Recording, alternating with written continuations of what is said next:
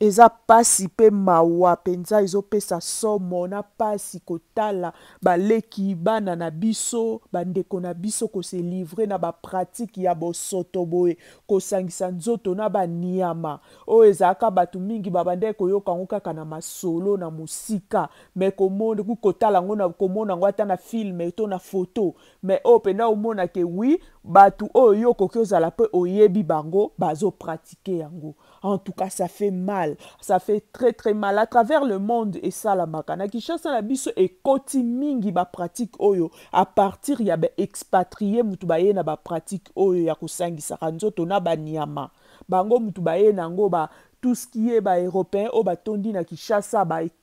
indo-pakistanais, ba indien, ba libanais, bango nyonso wana bango mutubaye na ba pratique oyo ya kosangisa ba nzoto na ba nyama ainsi que ba mikondi na biso mususu ba homme politique mususu pe bango pe ba na ba pratique banzela na bango mabe bango pe lisusu baza ko encourager yango donc ezui niveau moko ampleur moko eza penda makamba solo esalamaka eza na ba agence mususu eza spécialisé kaka pona ko recrutaka ba fille bakenda kosalaka kindumba à travers le monde donc eza na ba agence esalaka o mingi mingi terme boyokaka o batekaka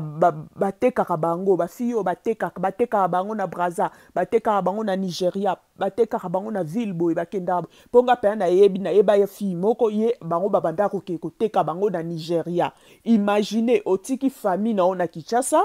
ba memi bino kopi boke Nigeria e bongo soke yindeli bino kuna bokufi e bongo soki ba igwe wana boko bima na bango bana bango bato ba pratique ya mabe okufi kuna e bembe na yo suite ko ebana te mwana alimwa kaka boye en tout cas eza makambo solo eza kosala mape esalamaka ba agence mingi omona kaka o agence d'hôtesse en vrai eza nango agence ya ba prostituée eza yango mpona prostitution mais bazotia yango kaka sous couvert tolobi te ba agence nyonso ya ba hôtesse na Kinshasa ezalaka bongo non eza na ba agence ya hôtesse sérieuse oyo mpenza ezali ke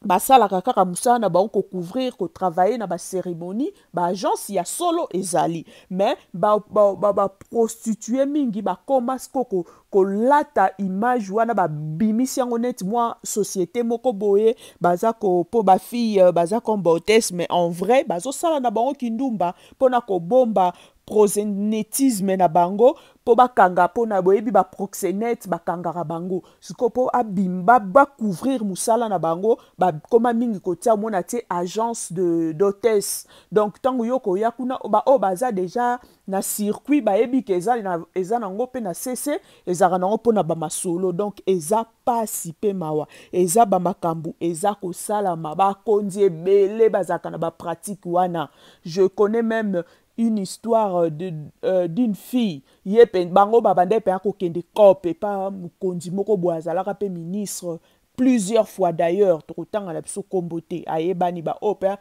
parmi ba ministre mingi o babande ko revenir na ba gouvernement belé il fait partie ce monsieur là. La fille je connais ba opa banda ko kende kope pa mutuana il nous décrivait le monsieur je me souviens au moment on décrit biso ndenge mutanga zalaka en vrai donc pour dire que eza pasi pe so mope mawa ko mona soki kaka pasi soki kaka po bon pasi kutu pe kaka te po eza pe na bana mususu ya ba bonne vie baza na ba vie oyo ya ba pratique oyo ya ba kindumba oyo bakendaka ba Dubai kosala kindumba bakenda donc eza molimo po eza kaka bana mususu akoloba te ta musu pasi yango akenda kosala kindumba non na ville wana na boulevard wana kokuta na bana ya mutambongo maosala kindumba donc pour dire que c'est un esprit en tout cas nzambe ayokela biso mawa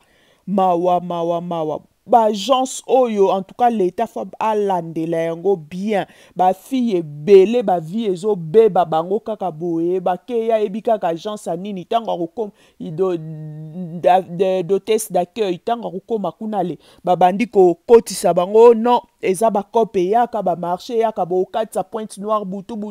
bokatsa Brazzaville butu na boatu boke kope boye po eza pasi pe somo ba makambo ndenge ezokendela nzambe na bomo nyonso kaka likolo po na otia ba photo na Instagram bamona yo na ba appartement ya cher o groulé na ba jeep ba vêtements ya marque en